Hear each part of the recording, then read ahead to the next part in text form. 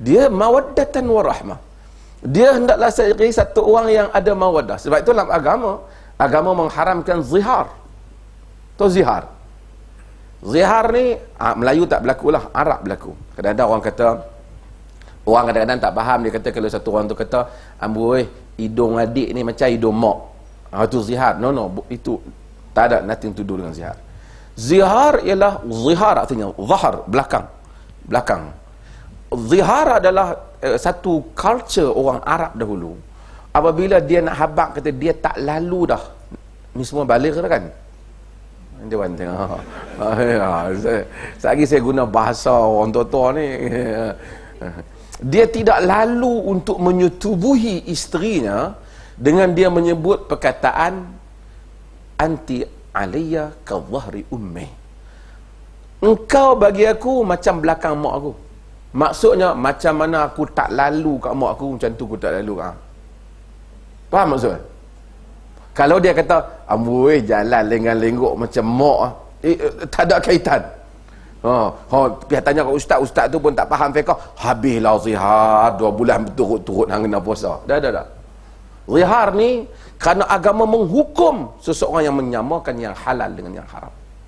Agama menghukum satu orang yang kata tak lalu kepada bini dia sendiri. Kita ada bab ila, bab hukum orang yang bersumpah tak mau menyetubuhi isterinya.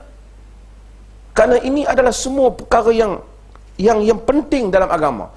Seks adalah sesuatu yang penting di dalam hubungan rumah tangga. Jangan kata, Islam tak ada fikir macam-macam pasal seks ni. Ada. Ini benda yang penting. Saya baca satu artikel, siapa yang ada seminggu sekali seks, dia boleh jadi orang yang happy. Saya tak tahulah sejauh mana.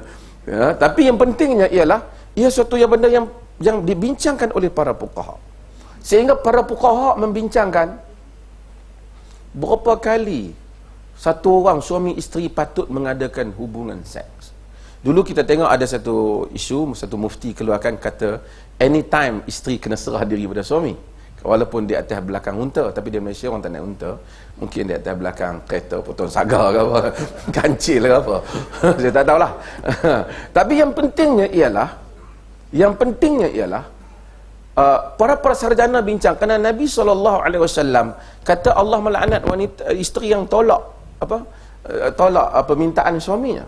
Tapi macam mana pula suami yang tolak permintaan isteri? Orang tanya. Jadi para sarjana, ada di kalangan sarjana kata sekurang-kurangnya seminggu sekali, ada yang kata 3 kali. Ibn Taymiyah rahimahullah menyebut bahawasanya perkara yang mesti suami buat apabila dia nampak ada kehendak, ni saya ulah nas ni, ada kehendak kepada isteri tu nakkan kepada seks, suami wajib bagi. Walaupun oleh kerana secara fizikalnya suami ni tak boleh nak bagi on the spot. Kadang-kadang dia sibuk-sibuk, dia tak boleh jadi, dia tak sama macam perempuan. Tuan-tuan faham kan? Maksudnya dia kena ada, dia tak sama dari segi tubuh dia. Maka dengan itu, namun dia mesti usaha bagi. Itu kewajipan nafkah yang mesti dia tunaikan. Kalau dia tak bagi, isteri boleh bawa kes ke mahkamah. Nanti saya cerita mahkamah kemudian. Isteri boleh bawa kes ke mahkamah bahawasanya dia telah alpa tentang soal seks. Sehingga para fuqaha bincang tentang hadis yang penting, iaitu hadis azal. Zaman dulu dia orang punya perancangan keluarga ni, dia tak ada makan pil apa, orang Arab. Dia kata kata Jabir bin Abdullah dalam hadis yang diriwayatkan oleh Imam Muslim, kunna na'zal wal Qur'anu yanzal. Kunna na'zal wal Qur'anu yanzal. Kami melakukan azal sedangkan Quran masih turun. Azal bermaksud, ni pasal perkahwinan ni. Tak apa Datuk Ridwan, Saya pun kata mufti cakap sek. Kunna na'zal, ni kena hurai teks, ni akademik. Itu dibuat di UiTM, kalau buat di masjid demam.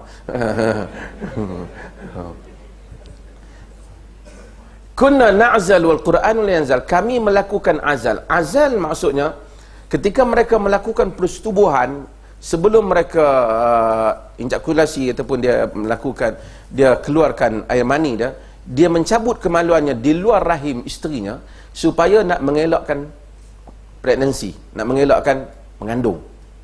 Dan itu yang dilakukan oleh orang Arab ketika itu.